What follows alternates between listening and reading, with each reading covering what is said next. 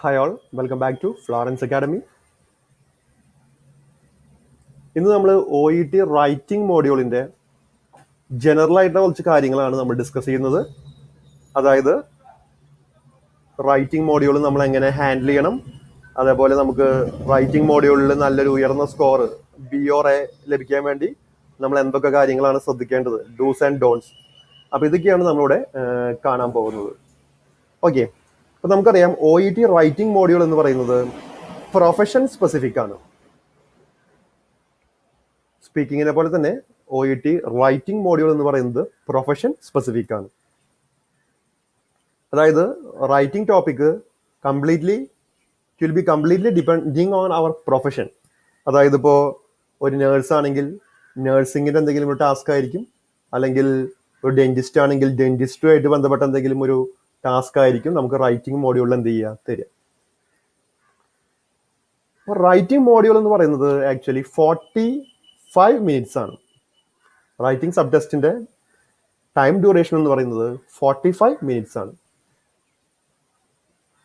ഈ 45 മിനിറ്റ്സിൽ first 5 minutes നമുക്ക് നമ്മുടെ ഒരു കേസ് നോട്ട്സ് അല്ലെങ്കിൽ സ്റ്റിമുലസ് മെറ്റീരിയൽ അല്ലെങ്കിൽ ആ ക്വസ്റ്റ്യൻ പേപ്പർ അതൊന്ന് ജസ്റ്റ് വായിച്ചു നോക്കാനുള്ള ടൈമാണ് ആദ്യത്തെ 5 മിനിറ്റ് എന്ന് പറയുന്നത്. നെക്സ്റ്റ് ഒരു 10 to 15 മിനിറ്റ്സ് നമ്മൾ എന്ത് ചെയ്യണം, ആ കേസ് നോട്ട്സും കാര്യങ്ങളും ബാക്ക്ഗ്രൗണ്ട് ഹിസ്റ്ററി ഒക്കെ നന്നായിട്ട് വായിച്ചു നോക്കി അതിനെങ്ങനെ സമ്മറൈസ് ചെയ്യാം എന്ന് ആലോചിച്ച് നമ്മളൊരു പ്ലാൻ എന്ത് ചെയ്യണം, റൈറ്റിങ്ങിന് വേണ്ടി തയ്യാറാക്കണം. അതിനുവേണ്ടി നെക്സ്റ്റ് ഒരു 10 or 15 മിനിറ്റ്സ് നമ്മൾ എന്ത് ചെയ്യുക, യൂട്ടിലൈസ് ചെയ്യുക. നമുക്ക് വേണമെങ്കിൽ റഫ് കോൾ ഉണ്ടാവും നമുക്ക് തരുന്ന ആൻസർ ബുക്ക്ലെറ്റിൽ, അതിൽ നമുക്ക് വേണമെങ്കിൽ പോയിന്റ്സോ അല്ലെങ്കിൽ നോട്ട്സ് പോലെയൊക്കെ ഡ്രാഫ്റ്റ് പോലെയൊക്കെ നമുക്ക് എന്ത് ചെയ്യാം, പ്രിപ്പയർ ചെയ്ത് വെക്കാൻ ആവശ്യമുണ്ടെങ്കിൽ. അപ്പം നെക്സ്റ്റ് ഒരു 10 to 15 മിനിറ്റ്സ് അതിന് വേണ്ടി യൂസ് ചെയ്യാം. അതിനുശേഷമുള്ള ഒരു 25 to 30 മിനിറ്റ്സ് ആണ് നമ്മൾ ആക്ച്വലി നമ്മുടെ ആ ലെറ്ററിന്റെ കണ്ടന്റ് റൈറ്റ് ചെയ്യാൻ വേണ്ടിയിട്ട് നമ്മൾ എന്ത് ചെയ്യേണ്ടത്, യൂട്ടിലൈസ് ചെയ്യേണ്ടത്. ഓക്കെ, അപ്പം അത് വളരെ ശ്രദ്ധിക്കണം. നമുക്കറിയാം റൈറ്റിങ്ങിൽ ഒരു സിംഗിൾ ടാസ്ക് ആണ് ഉണ്ടാവുക നമ്മുടെ പ്രൊഫഷനായിട്ട് ബന്ധപ്പെട്ടത്. അതായത് ഒരു ടിപ്പിക്കൽ വർക്ക് സിറ്റുവേഷൻ, അതേപോലെ ആ പ്രൊഫഷന് ഡിമാൻഡ് ചെയ്യുന്ന നീഡ്സ് ഒക്കെ അതിൽ തന്നിട്ടുണ്ടാവും. അപ്പോൾ ആ ടിപ്പിക്കലായിട്ടുള്ള ഒരു വർക്ക് സിറ്റുവേഷൻ അനുസരിച്ചിട്ട് അതിനെ ബേസ് ചെയ്തിട്ടാണ് നമ്മൾ നമ്മുടെ റൈറ്റിംഗ് എന്ത് ചെയ്യേണ്ടത്, ഫോർമുലേറ്റ് ചെയ്യേണ്ടത്. ഇപ്പം നോർമലി നമുക്ക് തരിക കേസ് നോട്ട്സ് അല്ലെങ്കിൽ അതുമായിട്ട് ബന്ധപ്പെട്ട ഡോക്യുമെന്റ്സ് ആണ്. അപ്പം അത് നമ്മൾ റെഫർ ചെയ്തിട്ട് അതിനെ ബേസ് ചെയ്തിട്ട് നമ്മൾ എന്ത് ചെയ്യണം, ഒരു ലെറ്റർ ഫോർമുലേറ്റ് ചെയ്യണം.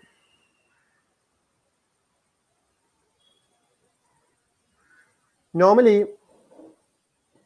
ഈ ലെറ്റർ മെയിൻലി 2 ടൈപ്സ് ആണ് ഉണ്ടാവുക. ഒന്നെങ്കിൽ റെഫറൽ ലെറ്റർ ആയിരിക്കും, അല്ലെങ്കിൽ ഇൻഫോർമേറ്റീവ് ലെറ്റർ ആയിരിക്കും. പിന്നെ അത് തന്നെ നമുക്ക് വീണ്ടും സബായിട്ട് ക്ലാസിഫൈ ചെയ്യാം. ഇപ്പം എക്സാമ്പിൾ ലെറ്റർ ഓഫ് ട്രാൻസ്ഫർ, അല്ലെങ്കിൽ ലെറ്റർ ഓഫ് ഡിസ്ചാർജ്, അല്ലെങ്കിൽ ലെറ്റർ ഓഫ് അഡ്വൈസ്, അല്ലെങ്കിൽ letter of information to a patient, അല്ലെങ്കിൽ ഒരു കെയറർ അല്ലെങ്കിൽ ഗ്രൂപ്പ്, അങ്ങനെ. പക്ഷെ ബേസിക് ആയിട്ട് 2 ടൈപ്സ് ആണ്, റെഫറൽ ലെറ്ററും ഇൻഫോർമേറ്റീവ് ലെറ്ററും. അപ്പോൾ ഇതിൽ ഏത് വേണമെങ്കിലും നമുക്ക് എന്ത് ചെയ്യാം, നമ്മുടെ എക്സാമിന് എന്ത് ചെയ്യാം, ചോദിക്കാം.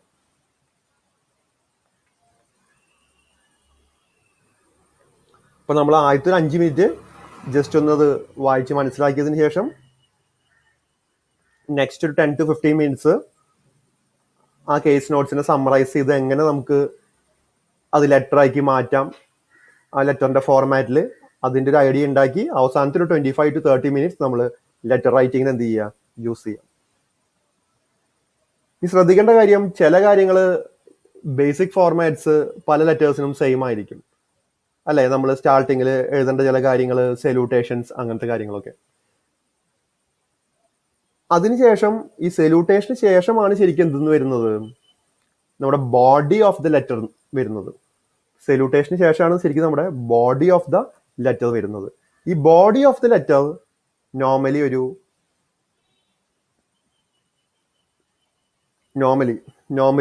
ഈ ബോഡി ഓഫ് ദ ലെറ്റർ പറയുകയാണെങ്കിൽ നമ്മളൊരു 180 to 200 വേർഡ്സിൻ്റെ ഉള്ളിൽ ആ ബോഡി സമ്മറൈസ് ചെയ്യായിരിക്കും എപ്പോഴും നല്ലത്.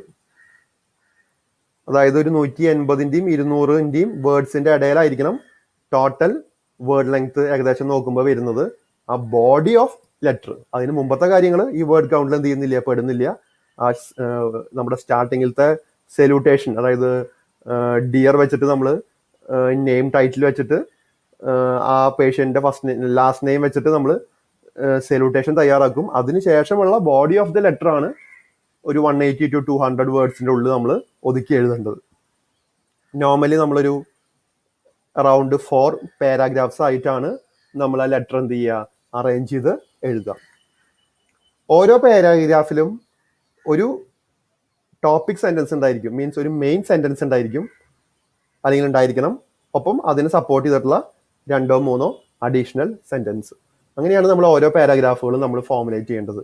എന്ന് പറഞ്ഞാൽ ഓരോ പാരാഗ്രാഫിലും ഏകദേശം ഒരു 45 to 50 വേർഡ് കൗണ്ട്സ് ആണ് സാധാരണ വരിക. അപ്പോൾ നമുക്ക് ടോട്ടലായിട്ട് ഒരു 180 to 200 വേർഡ് കൗണ്ട്സ് എന്ത് ചെയ്യും, ലഭിക്കുന്നതാണ്.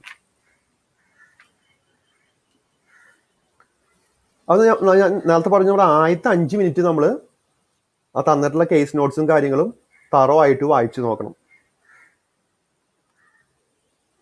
അപ്പോൾ നമുക്ക് കുറേ കാര്യങ്ങൾ നമുക്ക് മനസ്സിലാക്കാൻ പറ്റും. സിമ്പിളായിട്ട് പറയണമെങ്കിൽ എന്താണ് നമ്മുടെ role, what is your role, ആരെ റെഫർ ചെയ്തിട്ടാണ് നമ്മൾ ഈ ലെറ്റർ എഴുതുന്നത്, അല്ലെങ്കിൽ ആ ലെറ്ററിൻ്റെ റെസിപ്പിയൻ്റ് ആരാണ്, അതായത് ഹൂ ഈസ് യുവർ ഓഡിയൻസ്. അതേപോലെ എന്താണ് ഇപ്പോഴത്തെ കറൻറ്റ് സിറ്റുവേഷൻ,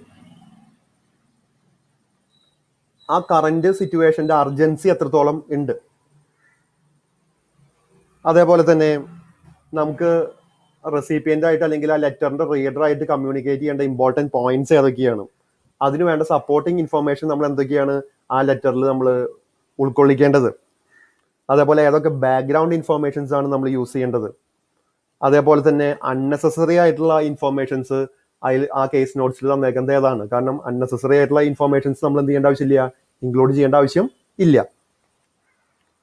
അതേപോലെ തന്നെ നമ്മൾ എന്ത് ചെയ്യണം, കറൻറ്റ് സിറ്റുവേഷൻ കണ്ടുപിടിച്ചിട്ട് ആ കറൻറ്റ് സിറ്റുവേഷനാണ് നമ്മളെ ലെറ്ററിൻ്റെ സ്റ്റാർട്ടിങ്ങിൽ നമ്മൾ എന്ത് ചെയ്യേണ്ടത്, ഫസ്റ്റ് പാരാഗ്രാഫിൽ നമ്മൾ എക്സ്പ്ലെയിൻ ചെയ്യേണ്ടത്. പക്ഷെ അതേസമയം തന്നെ ആ ഫസ്റ്റ് പാരാഗ്രാഫിൽ കറൻറ്റ് സിറ്റുവേഷൻ സമ്മറൈസ് ചെയ്തിട്ട് നമ്മൾ എന്ത് ചെയ്യുക, അത് എക്സ്പ്ലെയിൻ ചെയ്യുക. പിന്നെ അതിനോട് ബന്ധപ്പെട്ട കാര്യങ്ങൾ നമ്മൾ തുടർന്നുള്ള പാരാഗ്രാഫിലാണ് എന്ത് ചെയ്യുന്നത്.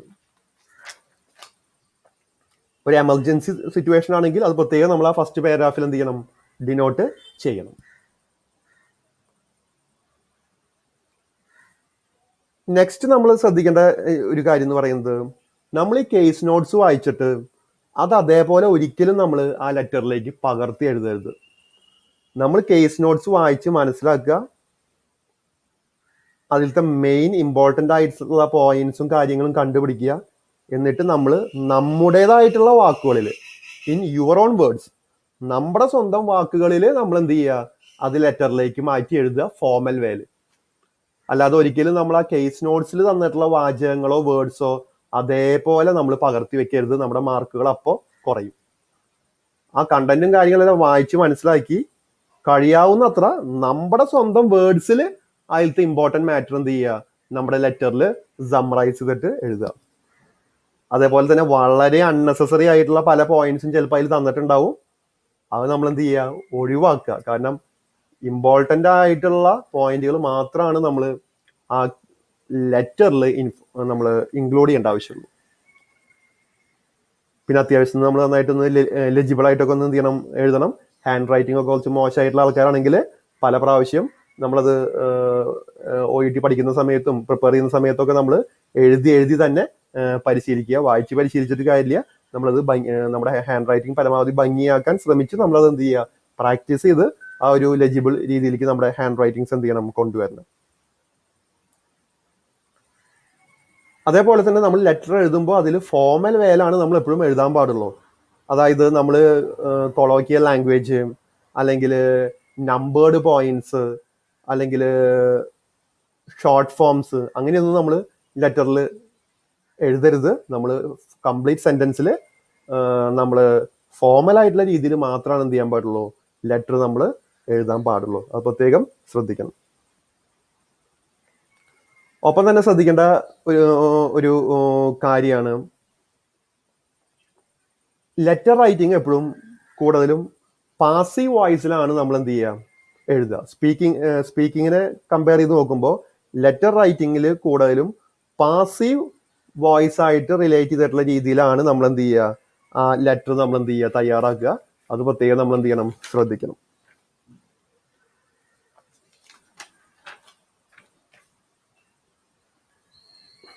കാരണം സ്പീക്കിങ്ങിനെ വെച്ച് കമ്പയർ ചെയ്യുമ്പോൾ റൈറ്റിങ്ങിൽ പാസീവ് വോയിസ് യൂസേജ് ആണ് എന്ത് മോർ കോമൺ ആയിട്ട് വരുന്നത്. പിന്നെ അതേപോലെ തന്നെ നമ്മൾ ശ്രദ്ധിക്കേണ്ട ചില കാര്യങ്ങളാണ് എന്താണ്, അല്ലെങ്കിൽ നമ്മൾ ഒരു ഐഡിയ ഉണ്ടാക്കേണ്ട കാര്യങ്ങൾ, നമ്മൾ ആർക്കാണ് ആ ലെറ്റർ എഴുതുന്നത്, അതേപോലെ ലെറ്ററിന്റെ അർജൻസി എത്രമാത്രം ഉണ്ട്, അതേപോലെ നമ്മൾ അതിൽ ചെയ്യേണ്ടത് ആ കറന്റ് സിറ്റുവേഷൻ നമ്മൾ ആ ലെറ്ററിൽ ഡിനോട്ട് ചെയ്യണം. അതേപോലെ ആ പേഷ്യൻറ്റിന് ഇപ്പോൾ നൽകിക്കൊണ്ടിരിക്കുന്ന അല്ലെങ്കിൽ നൽകി കഴിഞ്ഞിട്ടുള്ള ട്രീറ്റ്മെന്റും കാര്യങ്ങളും അത് നമ്മൾ അതിൽ റെപ്രസെന്റ് ചെയ്യണം. ഇനി എന്തൊക്കെ കോംപ്ലിക്കേഷൻസ് ആണ് ആ പേഷ്യൻറ്റിന് വന്നിട്ടുള്ളത് അത് നമ്മൾ അതിൽ റെപ്രസെന്റ് ചെയ്യണം. അതേപോലെ നമ്മുടെ റെസിപ്പിയന്റ്, അതായത് നമ്മൾ ആർക്കാണ് ഈ ലെറ്റർ എഴുതുന്നത്, അയാളിൽ നിന്ന് നമ്മൾ എന്താണ് പ്രതീക്ഷിക്കുന്നത്, അല്ലെങ്കിൽ അയാൾ ഇമ്മീഡിയറ്റ് ആയിട്ട് എന്തൊക്കെയാണ് ഫർദർ ആയിട്ട് ഈ പേഷ്യൻറ്റിന് വേണ്ടി ചെയ്യേണ്ടത്, ഇത്രയും കാര്യങ്ങളാണ് നമ്മൾ ആ ലെറ്ററിൽ ഉൾക്കൊള്ളിക്കേണ്ടത്. അപ്പോൾ അതൊരു ഏകദേശം 4 പാരാഗ്രാഫ്സ് ആയിട്ട് നമ്മൾ എഴുതുക, ഇൻഫോർമൽ വേയിൽ നമ്മൾ എഴുതുക. അതേപോലെ നമ്മുടെ സ്വന്തം വാക്കുകളിൽ സെന്റൻസ് സ്ട്രക്ചേഴ്സും കാര്യങ്ങളൊക്കെ നന്നായിട്ട് യൂസ് ചെയ്തിട്ട് എഴുതുക. ഒരിക്കലും കേസ് നോട്ട്സിലത്തെ കാര്യങ്ങൾ അതേപോലെ നമ്മൾ എന്ത് ചെയ്യരുത്, പകർത്തി വെക്കരുത്. അതേപോലെ സ്പെല്ലിംഗ് മിസ്റ്റേക്സ് പരമാവധി ഒഴിവാക്കുക. ലെറ്റർ റൈറ്റിംഗ് കഴിഞ്ഞിട്ട് ജസ്റ്റ് നമ്മളൊന്ന് ചെക്ക് ചെയ്യുക, എന്തെങ്കിലും സ്പെല്ലിംഗ് മിസ്റ്റേക്സോ എറേഴ്സോ വന്നിട്ടുണ്ടോ എന്ന്. അങ്ങനെ പരമാവധി സ്പെല്ലിംഗ് മിസ്റ്റേക്സ് നമ്മൾ എന്ത് ചെയ്യുക, ഒഴിവാക്കുക. അതേപോലെ തന്നെ ലെറ്ററിന്റെ ബോഡിക്ക് പുറമേയുള്ള കാര്യങ്ങൾ, സ്റ്റാർട്ടിങ്ങിലും എൻഡിലുള്ള സല്യൂട്ടേഷൻസ്, ഡേറ്റ്, നെയിം, അഡ്രസ്സ്, അങ്ങനത്തെ കാര്യങ്ങളൊക്കെ അതിന്റെ കറക്റ്റ് ഫോമാറ്റിൽ നമ്മൾ എന്ത് ചെയ്യുക, പ്രൊവൈഡ് ചെയ്യുക.